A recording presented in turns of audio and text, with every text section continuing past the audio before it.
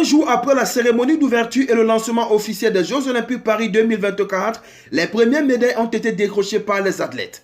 Alors que la Chine remportait la première médaille d'or des Jeux Olympiques de Paris, l'Afrique du Sud offrait au continent africain sa toute première breloque.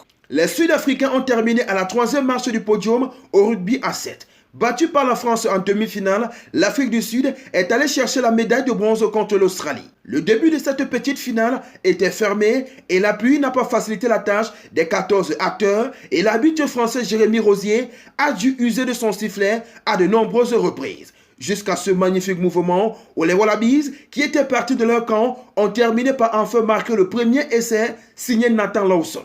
Mais les Sud-Africains, aussi entrés dans leur match, s'appuyaient sur un magnifique petit coup de pied par-dessus de Sylvain Leite qui les récupérait quelques mètres plus loin et s'en allait marquer. 7-5 en faveur des Australiens à la pause, tout restait à refaire.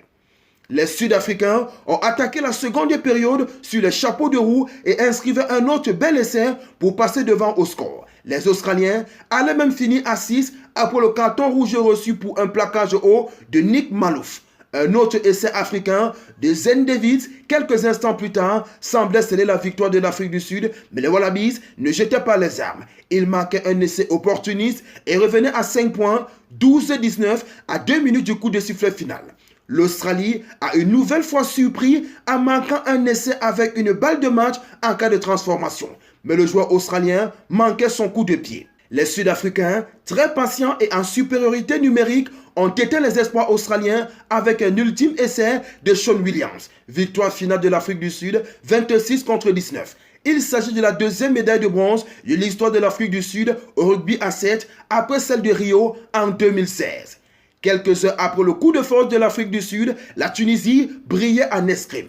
Fares Ferjani a décroché la première médaille individuelle pour son pays dans l'épreuve de sabre individuel homme.